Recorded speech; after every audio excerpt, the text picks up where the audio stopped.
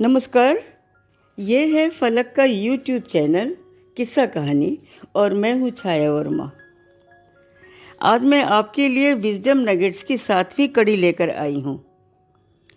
यहाँ मैं आपसे तहे दिल से क्षमा मांगती हूँ क्योंकि अस्वस्थ रहने के कारण 6ठी और 7वीं कड़ी के बीच काफ़ी अंतर आ गया है। ये भी रामायण का ही एक प्रसंग है जिसमें 3 मुख्य पात्र हैं, बाली, सुग्रीव और प्रभु श्री राम। संत श्री तुलसीदास जी ने इनके माध्यम से सच्चे प्यार और सच्ची मित्रता पर कुछ प्रकाश डाला है। उसी प्रकाश की कुछ किरणें मैं आपके लिए लाई हूँ। ये प्रसंग रामचरितमानस के किष्किंधा कांड का है। तो आइए चलते हैं किष्किंधा की ओर। पंपा सरोवर के पास ऋषिमुख पर्वत पर जब राम की मुलाकात सुग्रीव के साथ हुई और जब हनुमान जी ने सुग्रीव को श्री राम और श्री लक्ष्मण का परिचय देते हुए उनकी व्यथा सुनाई तो सुग्रीव की आंखें भर आईं। सुग्रीव ने श्री राम को आश्वासन दिया कि मिथिलेश कुमारी अवश्य मिल जाएंगी। उसके बाद सुग्रीव ने अपनी व्यथा राम को कुछ इस प्रकार सुनाई। नाथ बाली अरु मैं दो भाई, प्रीत रही कछु बरन न जाई। अर्थात मैं और बाली, हम दोनों भाई आपस में बड़े प्यार से रहते थे। इतना प्यार था कि उसका वर्णन नहीं किया जा सकता। सुग्रीव ने आगे बताया कि फिर एक दिन अचानक आधी रात को एक मायावी हमारे गांव में आकर उधम मचाने लगा। बाली और हम सभी उसके पीछे दौड़े तो बाली की अपार शक्ति से डर गया वो और एक पहाड़ की गुफा में छुप गया। बाली भी उसके पीछे गुफा में घुस गया, किंतु जाते जाते मुझे समझा गया कि मैं अगर 15 दिनों में बाहर नहीं आया तो समझना कि बाली मारा गया। तो प्रभु, हमने 1 महीने तक प्रतीक्षा की पर बाली नहीं आया। फिर एक दिन हमने रक्त की एक मोटी सी धार गुफा से बाहर निकलती देखी तो हम समझे कि बाली मारा गया। फिर इस डर से कि मायावी गुफा से बाहर आकर हम सभी को मार न दे, हमने एक बड़ा भारी सा पत्थर गुफा के द्वार पर टिका कर द्वार बंद कर दिया। हमारा राजा मारा गया था, इसलिए सभी मंत्रियों ने सुरक्षा की दृष्टि से मुझे जबरदस्ती राजा बना दिया। प्रभु, यही हमसे भूल हो गई थी। उस दिन बाली नहीं, मायावी मारा गया था। ऐसे में गुफा का द्वार बंद देखकर बाली का माथा ठनका। किसी तरह पत्थर हटाकर जब बाली बाहर आया और जैसे ही उसने मुझे राजा के रूप में देखा तो उसे मेरे प्रति गलतफहमी हुई कि मैंने बड़े भाई के साथ छल किया है और स्वयं राजा बन बैठा। क्रोध के आवेश में उसने मुझे इतना मारा पीटा और मेरा सब कुछ छीनकर मुझे राज्य से निकाल दिया। यहाँ तक कि मेरी पत्नी तारा को भी अपने पास ही रख लिया। तब से मैं इसी ऋषिमुख पर्वत पर अकेला रहता हूँ। सुग्रीव की व्यथा सुनकर श्री राम की भुजाएं क्रोध से फड़कने लगी। वो अपना इतना बड़ा दुख थोड़ी देर के लिए भूल गए और सुग्रीव से बोले, सुग्रीव, मैं एक ही बाण से बाली का अंत कर दूंगा। यहीं पर श्री राम के मैत्री भाव से प्रभावित होकर संत श्री तुलसीदास जी ने प्रसंगवश सच्ची मित्रता के लक्षण बताते हुए कुछ चौपाइयाँ लिखी हैं। आइए सुनते हैं क्या कहते हैं तुलसीदास जी। वैसे भी हमारे बुजुर्गों की ज़ुबान से निकली ज्ञान की बातें काम की होती हैं। हमें सम्मानपूर्वक सुनना चाहिए। तो सुनते हैं पहली चौपाई। जे न मित्र दुख होहि दुखारे, तिनहि बिलोकत पातक भारी। अर्थात मित्र ऐसा होना चाहिए जो अपने मित्र के दुख से दुखी हो जाए। जो अपने मित्र के दुख से दुखी नहीं होता, ऐसे मित्र को तो देखना भी पाप है।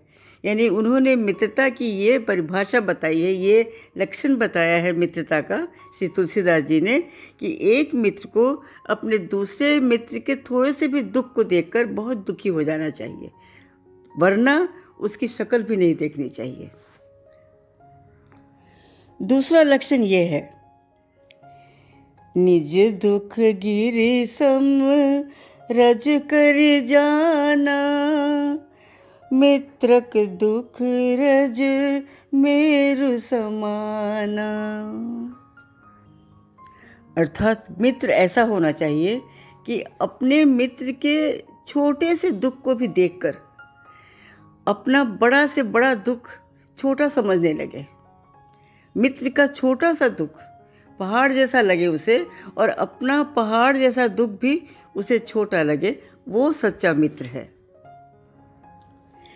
तीसरी चौपाई सुनते हैं।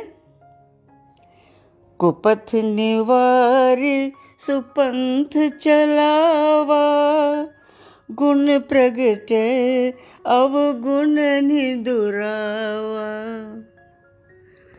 अर्थात गलत रास्ते पर चलते हुए मित्र को सही राह दिखाना सच्चे मित्र का धर्म है, और मित्र के जो गुण हैं उन्हें उजागर करे, उन्हें आगे बढ़ाए, और जो अवगुण है उन्हें धीरे धीरे दूर करता जाए, वो सच्चा मित्र होता है। ये चौपाई सच्ची मित्रता के लिए सबसे अधिक महत्वपूर्ण है। जो ऐसा मित्र हो जो मित्र को गलत रास्ते पर चलने ही न दे, उससे अच्छा और क्या हो सकता है। चौथी चौपाई भी बहुत महत्वपूर्ण है। चौथी चौपाई में तुलसीदास जी कहते हैं, आगे कह मृदु बचन बनाए, पीछे अनहित मन कुटिलाई। अर्थात जो मित्र के आगे तो मीठी मीठी बातें करता है, अच्छा बनता है, और अगर पीछे में, मित्र के पीछे में उसकी बुराई करता है या बुरा सोचता है, वो मित्र नहीं, मन का कुटिल है। उसको मित्रता नहीं कहेंगे, मन की कुटिलता कहेंगे। सच्ची मित्रता के ये कुछ लक्षण बताकर संत कहते हैं कि इतनी ज़रा सी बात जिसकी बुद्धि में नहीं आती, वो मूर्ख मित्रता करता ही क्यों है। अर्थात हम अगर किसी के मित्र हैं तो हमारे व्यवहार में ये सारे लक्षण होने ही चाहिए। तो हम इन लक्षणों के आधार पर स्वयं को परख कर देखें कि हम सच्चे मित्र हैं या नहीं, या हमारे मित्र हमारे प्रति सच्चे हैं या नहीं। ठीक है, इस पर चर्चा हम अंत में करेंगे। अभी देखते हैं कि राम ने सुग्रीव से और क्या कहा। सुग्रीव को चिंतामन देखकर श्री राम ने कहा, मित्र, तुम अपनी सोच मुझ पर छोड़ दो, मैं हर प्रकार से तुम्हारी मदद करूंगा। इस पर सुग्रीव ने सशंकित होकर राम से कहा, प्रभु, बाली बहुत बलशाली है, वो आपको भी बड़ी आसानी से हरा देगा। उसे एक वरदान मिला है कि जो भी युद्ध के लिए उसके समक्ष खड़ा होगा, उसकी आधी शक्ति बाली को मिल जाएगी और वो व्यक्ति शक्तिहीन होकर हार जाएगा। राम ने मुस्कुरा कर कहा, मैंने तुम्हें मित्र कहा है, मेरा वचन खाली नहीं जाएगा। इस प्रकार सुग्रीव को समझा बुझाकर और हाथों में धनुष बाण लेकर श्री राम ने सुग्रीव के साथ अपने लक्ष्य की ओर प्रस्थान किया। बाली और सुग्रीव एक जैसे दिखते थे, इसलिए पहचान के लिए सुग्रीव के गले में एक फूल माला पहनाकर श्री राम ने उसे बाली को ललकारने के लिए भेजा और बाली के वरदान से स्वयं को बचाने के लिए एक ही पंक्ति में खड़े 7 तमाल वृक्षों में से 7वें वृक्ष की ओट में छुपकर खड़े हो गए। बाली को पता चला था कि अयोध्या नरेश श्री दशरथ जी के प्रतापी पुत्र श्री राम और लक्ष्मण से सुग्रीव की मुलाकात हुई है, किंतु उसे ये भी पता था कि श्री राम भगवान के अवतार हैं, धर्म की रक्षा और अधर्म के नाश के लिए धरती पर अवतरित हुए हैं। राम के लिए बाली के हृदय में अपार भक्ति और श्रद्धा थी। उसे विश्वास था कि राम सभी जीवों के प्रति समदर्शी हैं, सभी पर समान दृष्टि रखने के कारण वो महान है और ऐसे महान व्यक्ति से उसे किसी प्रकार के अनिष्ट की कोई आशंका नहीं थी। निश्चिंत और निश्चल था बाली उनकी तरफ से। उसकी शत्रुता तो सुग्रीव से थी, इसलिए वो सुग्रीव की ललकार सुनकर दहाड़ता हुआ बाहर निकला। किंतु बाली अपने भक्ति भाव में आकर अपने विषय में वो न सोच सका जो श्री राम उसके विषय में सोचते थे। अधर्म का नाश करने आए थे, कर दिया। बाली को पहचान कर वृक्ष की ओर से ही एक बाण खींच कर मारा, जो बाली को धराशायी कर गया। घायल होकर धरती पर गिरते गिरते अपने सामने तीर धनुष थामे जटाधारी श्री राम को पहचान कर तड़प उठा बाली का दिल। दर्द से कराहता हुआ भी राम से एक दर्द भरा प्रश्न कर ही दिया उसने। धर्म हेतु अवतर हूँ गोसाई, धर्म हेतु अवतर हूँ गोसाई, मारहु मोहि व्याध की नाई। अर्थात आप तो धर्म की रक्षा के लिए अवतरित हुए थे ना, तो मुझे इस तरह शिकारी की भांति छुपकर क्यों मारा? बाली के दिल में उनके प्रति निश्चलता थी, उनके लिए अपार श्रद्धा थी, आदर था, अटूट विश्वास था। फिर उन्होंने उसे क्यों मारा? उसने उलाहना भरे शब्दों में उन पर पक्षपात का आरोप लगाते हुए आदर सहित कहा, कारण कवन नाथ मोहि मारा, कारण कवन नाथ मोहि मारा, हम बैरी सुग्रीव पियारा। बाली राम से पूछता है कि किस कारण से मुझे मारा। उसे समझ में नहीं आया कि प्रभु उसे किस कारण से मारने चाहते हैं, क्यों मारा उन्होंने। क्या बाली मतलब मुझसे क्या उनकी शत्रुता थी? और क्या सुग्रीव उनका इतना प्यारा था? वो बैरी कैसे हो गया, ये बात उसे पीड़ित कर रही थी और उनका सुग्रीव के प्रति पक्षपात उसे चुभ रहा था।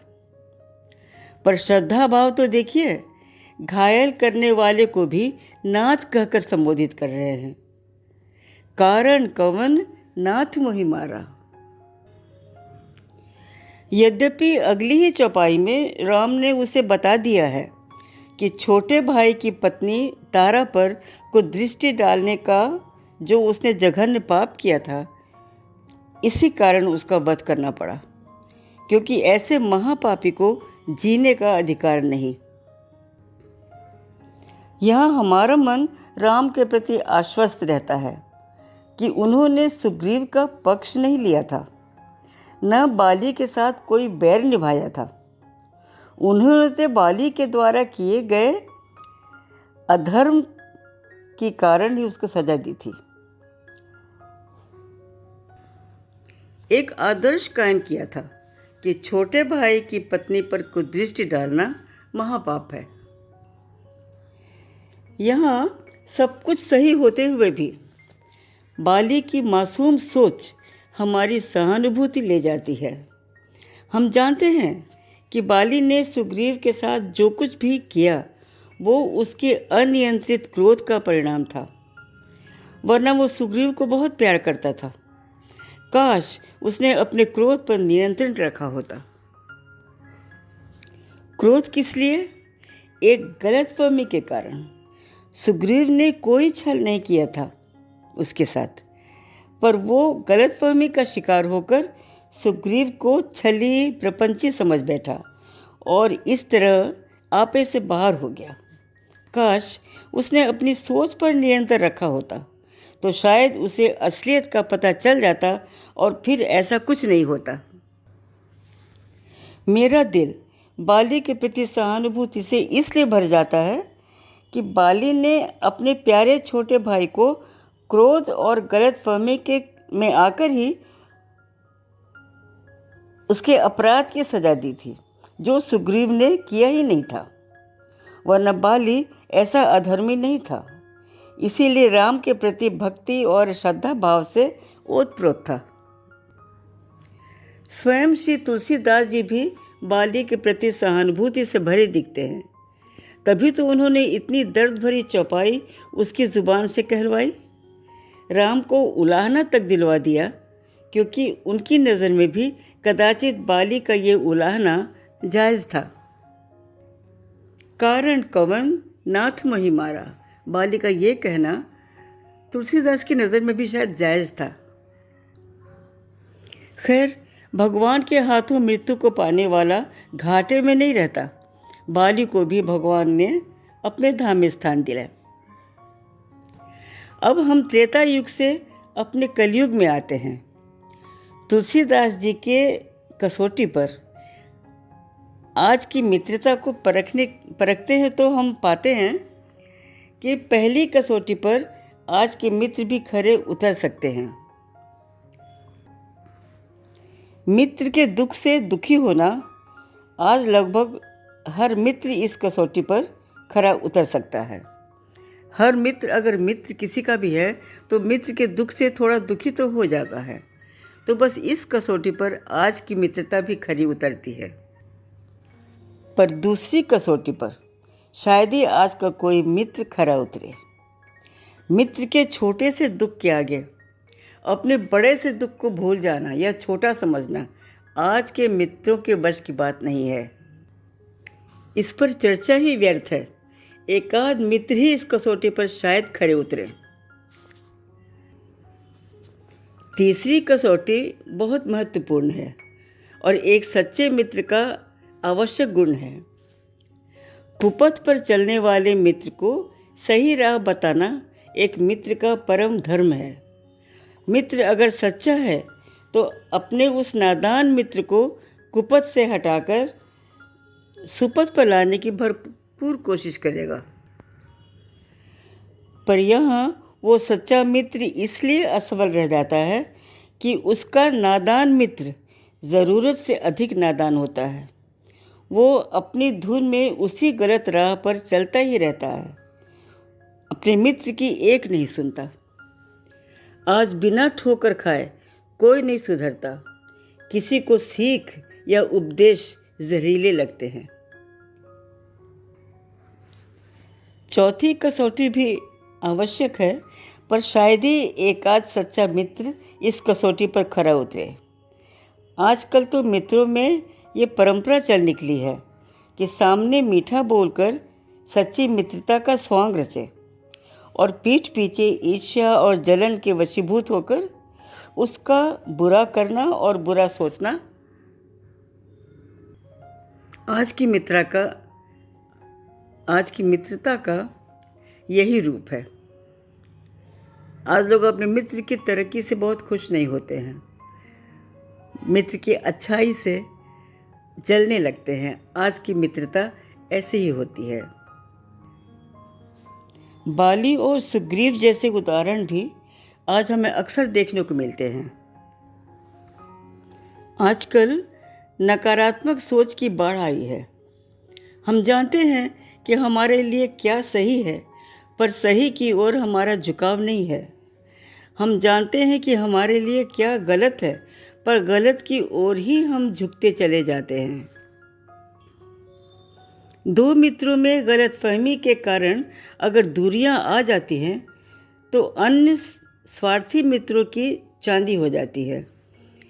इन दोनों घनिष्ठ मित्रों की आपसी दूरियां घटाने की बजाय इनके अन्य साथी अपने मतलब के लिए इस दूरी को कायम रखने की कोशिश करते हैं। कई बार तो सारे साथी एक मित्र की ओर होकर बिना वजह दूसरे को छोड़ देते हैं, अकेला छोड़ देते हैं, और वो दूसरा बेकसूर अपने मित्र की विमुखता से तो दुखी है ही, अन्य मित्रों की अवहेलना से लगभग अवसाद में चला जाता है। उसकी मित्रों के इस बात की ज़रा भी परवाह नहीं होती।